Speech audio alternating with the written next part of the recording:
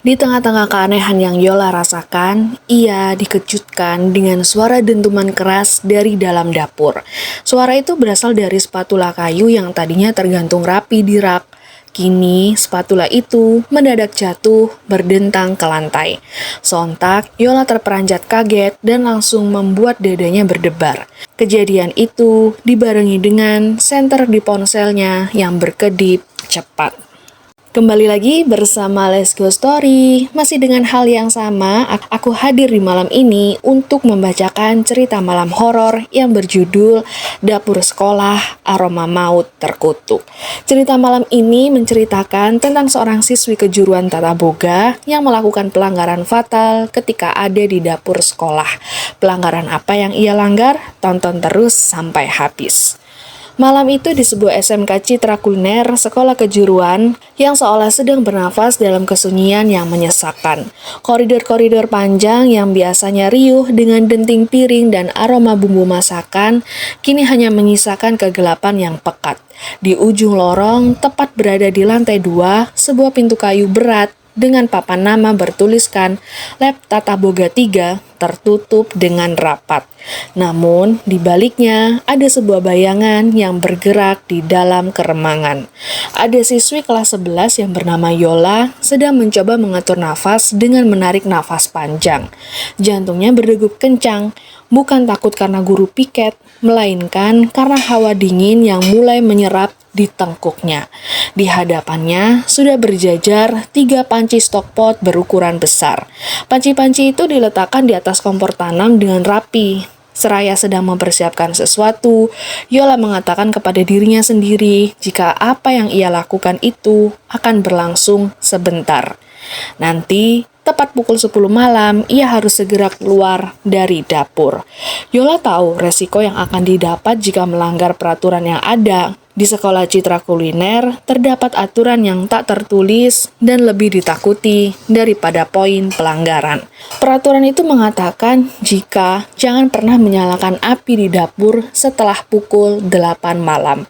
Para guru senior sering berpesan dengan nada yang getir bahwa penghuni lama bangunan itu tidak menyukai kebisingan atau bau masakan saat mereka sudah saatnya untuk bangun.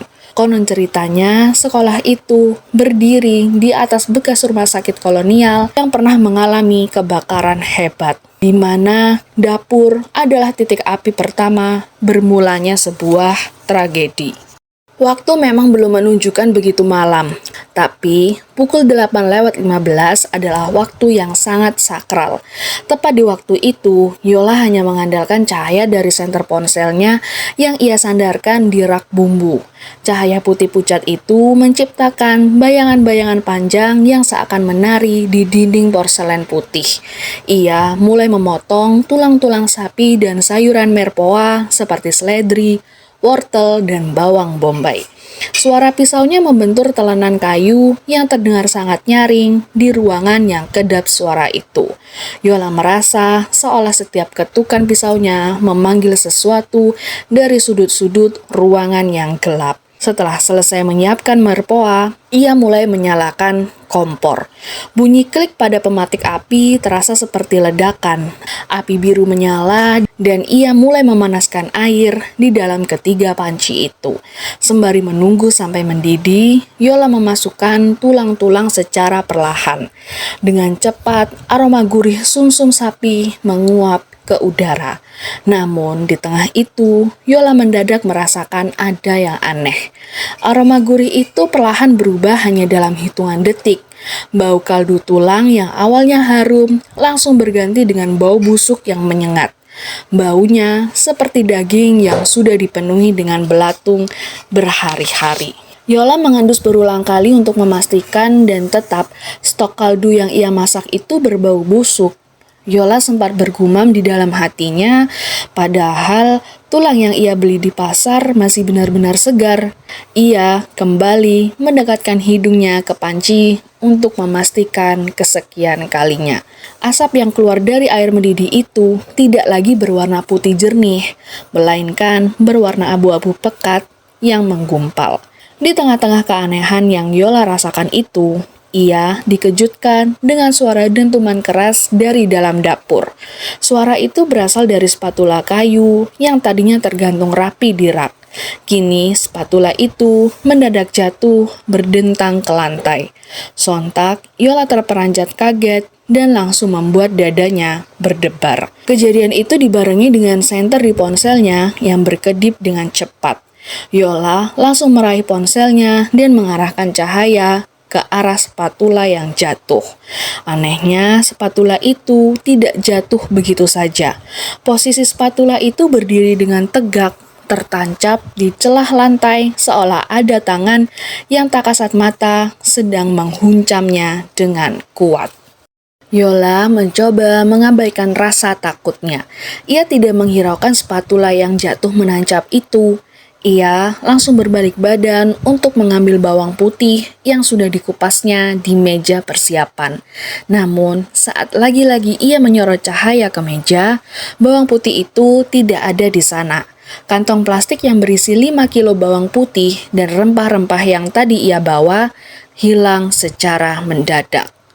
Loh, tadi ada di sini kok bawang putihnya? Mana ya? Ia berputar mencari di sekelilingnya, mengarahkan senter ke seluruh penjuru dapur. Dapur praktik itu sangat luas, dengan deretan meja stainless steel yang berjajar begitu banyak. Tapi, Yola tidak melihat adanya bungkusan bawang putih itu di setiap meja yang ada. Ia masih terus mencari keberadaan plastik bawang putih itu, sampai akhirnya Yola melihat di sudut ruangan dekat pintu gudang bahan kering jika plastik bawang putih itu tergantung di langit-langit. Bukan hanya itu, saat ia menghampiri untuk mengambilnya, Yola melihat jika isinya telah tumpah dan bawang putih itu telah menyebar ke seluruh lantai. Bawang putih yang tumpah ke lantai itu tampak seperti tumpukan gigi manusia yang berserakan. Melihat hal itu, Yola mulai gemetar ketakutan. Ia juga sudah merasa jika ada yang gak beres di sana. Tanpa pikir panjang, ia mematikan kompor dan segera untuk pergi. Ia sudah gak peduli dengan ujian kaldu minggu depannya. Apa yang ia alami malam itu membuatnya terus kebayang dengan lorong sekolah yang terngiang di kepalanya. Awalnya, ia menganggap jika itu gak akan jadi masalah. Tapi setelah merasakan hal aneh itu, Yola ingin pergi dari sana. Nyawanya sangat lebih berharga daripada nilai sempurna di ujiannya minggu depan. Ia meninggalkan semuanya dan keluar sambil membawa ponselnya. Namun, saat tangannya mulai memutar knob kompor, telinganya menangkap suara yang membuat bulu kuduknya meremang. Suara tawa kecil itu melengking seperti gesekan biola yang rusak. Suara itu terdengar tepat di belakang lehernya. Hawa dingin yang luar biasa menusuk langsung ke tulang sumsumnya. Jangan dimatikan, aku lapar. Setelah suara tawa melengking itu, terdengar suara parau, berat, dan penuh dengan lendir yang berbisik tepat di telinganya. Yola membeku seketika. Ia tidak berani menoleh dan hanya berdiam dengan tubuh yang gemetar hebat. Dari pantulan permukaan panci stainless steel yang mengkilap di depannya, ia melihat ada bayangan hitam besar yang berdiri di belakangnya.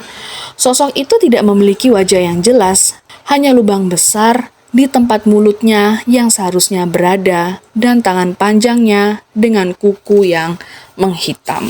Tiba-tiba, suara itu berubah menjadi geraman buas.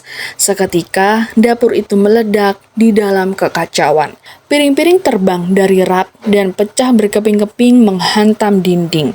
Semacam ada seseorang yang mengamuk dan membanting barang yang ada di sekitarnya.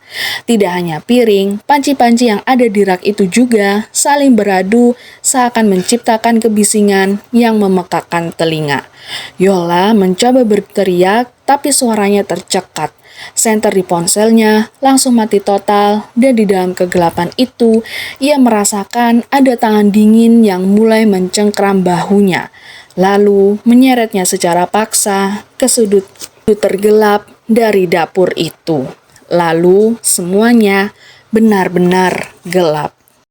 Keesokan harinya, tepat pukul 6:30 pagi, Pak Dadang, petugas kebersihan sekolah, sedang berkeliling sekolah untuk membuka kelas dan dapur, lalu membersihkannya. Saat Pak Dadang membuka lab Tata Boga 3 dengan kunci yang berada di tangannya, ia langsung mengernyitkan dahi saat mencium bau busuk yang sangat tajam. Bau itu bercampur dengan bau amis darah yang kental. Ketika pintu lab itu terbuka dengan lebar, Pak Dadang sangat terkejut melihat dapur itu sudah hancur total. Meja-meja yang awalnya tertata rapi, kini terbalik dengan pecahan kaca yang ada di mana-mana. Dan yang paling mengerikan, di dinding dapur yang bercat putih itu penuh dengan coretan berwarna merah kecoklatan seperti saus, tapi baunya amis seperti darah. Setelah itu, pandangan Pak Dadang langsung berhenti di sudut ruangan yang terdapat siswi sedang terduduk. Siswi itu terduduk menggunakan seragam yang seharusnya berwarna putih, kini penuh dengan noda hitam. Ia duduk membelakangi pintu dapur. Dengan keraguan, Pak Dadang menyentuh bahunya. Gadis itu perlahan memutar kepalanya. Gerakannya terasa kaku dan terdengar suara tulang leher yang berderak pelan namun mengerikan. Saat wajahnya berhasil terlihat sepenuhnya, Pak Dadang jatuh terduduk karena takut. Gadis itu adalah Yola. Ia semalaman duduk di dapur dengan kondisi seperti itu. Ditambah lagi saat Pak Dadang melihat wajahnya secara jelas. Mata Yola sudah tidak lagi memiliki pupil. Semuanya putih, bersih. Namun urat-urat merah yang ada di kelopak matanya tampak menonjol. Ia menatap Pak Dadang lalu membuka mulutnya secara lebar, hingga sudut bibirnya hampir sobek. Tepat pada saat itu, Yola tertawa melengking dan sudah jelas Yola kerasukan. Suara melengking itu bergema hingga menembus dinding-dinding kelas. Sampai akhirnya tawaan dari Yola itu terdengar di telinga Pak Broto, guru senior yang sedang ada di kantor. Kebetulan jarak antara kantor dan dapur tidak begitu jauh. Dalam sekejap, lab Tata Boga 3 dikerumuni murid dan guru yang baru saja datang. Mereka semua melihat pemandangan horor di pagi hari. Yola, siswi teladan itu, kini tampak seperti raga yang dikuasai oleh iblis. Pak Broto segera memerintahkan murid lainnya untuk menutup gerbang sekolah. Ia mengatakan jika jangan biarkan siapapun bisa keluar dan masuk dengan keadaan seperti ini. Kemudian disusul oleh murid-murid yang berkumpul di lapangan tengah untuk membacakan doa secara bersamaan. Suasana yang terjadi di sana berubah drastis. Dari yang awalnya terang, mendadak berubah menjadi mendung hitam pekat. Padahal sebelumnya tidak ada tanda hujan akan turun. Sedangkan di dalam dapur, Pak Broto dan guru agama mencoba mendekati Yola yang masih tertawa histeris. Tubuh gadis itu sesekali mengenjang hebat. Punggungnya melengkung ke belakang dengan posisi yang tidak masuk akal. Pak Broto menyentuh kepala Yola sambil membacakan doa, lalu beliau berteriak, "Keluar dari tubuh anak ini!" Pak Broto pun memercikan air doa ke arah Yola. Yola ataupun makhluk yang ada di dalamnya langsung berhenti tertawa. Ia menatap Pak Broto dengan tatapan kebencian yang mendalam. Suaranya berubah menjadi suara banyak orang yang berbicara secara bersamaan. Anak ini telah menyerahkan dirinya sebagai tumbal. Dia membawa daging ke dapur saat kami sedang lapar. Dan sekarang dia adalah milik kami. Pak Broto mencoba bernegosiasi dengan suaranya yang bergetar. Maafkan kelalaian anak kami. Tolong lepaskan dia, dan kami akan memberikan persembahan lain. Sosok itu menggeram. Suaranya membuat kaca-kaca jendela dapur jadi bergetar hebat hingga retak.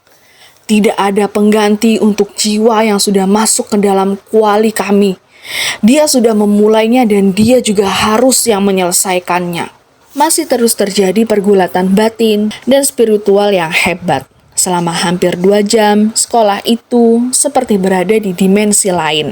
Teriakan Yola yang bukan seperti suara manusia terus terdengar hingga ke parkiran sekolah.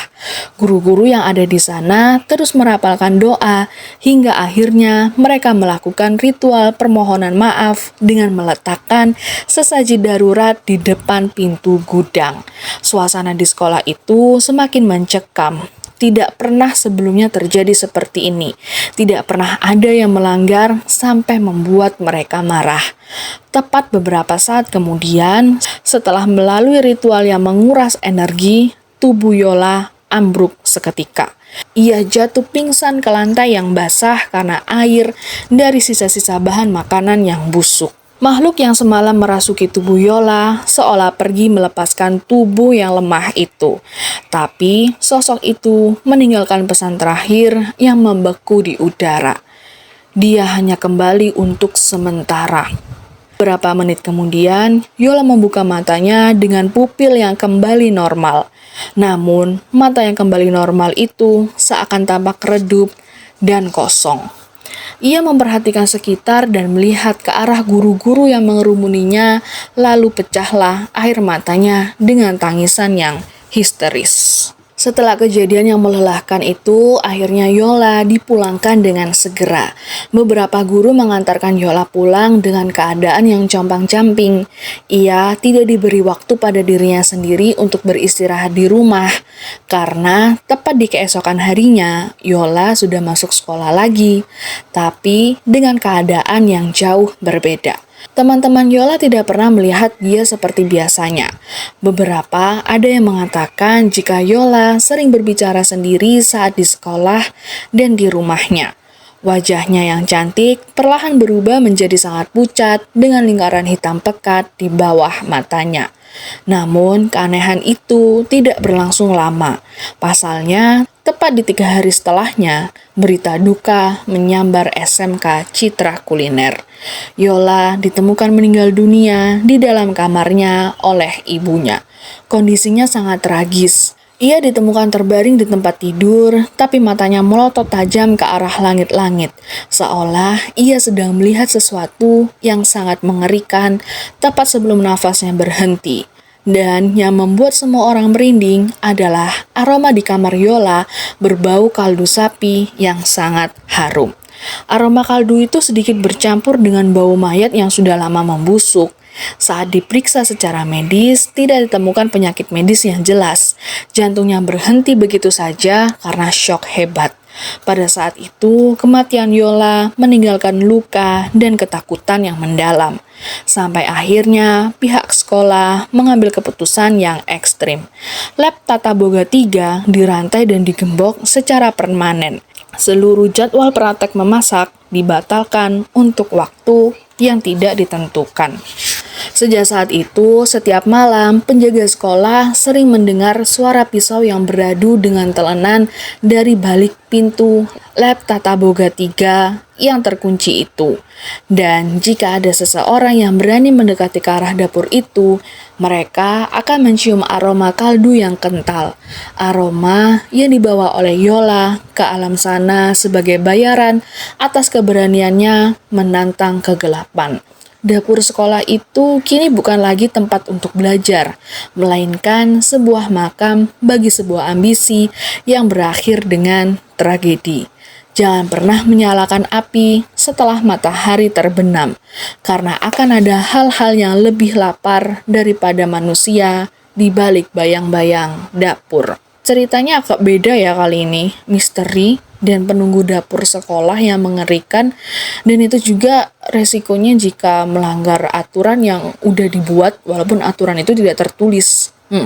Menurut kalian gimana sama cerita kali ini? Coba komen di bawah.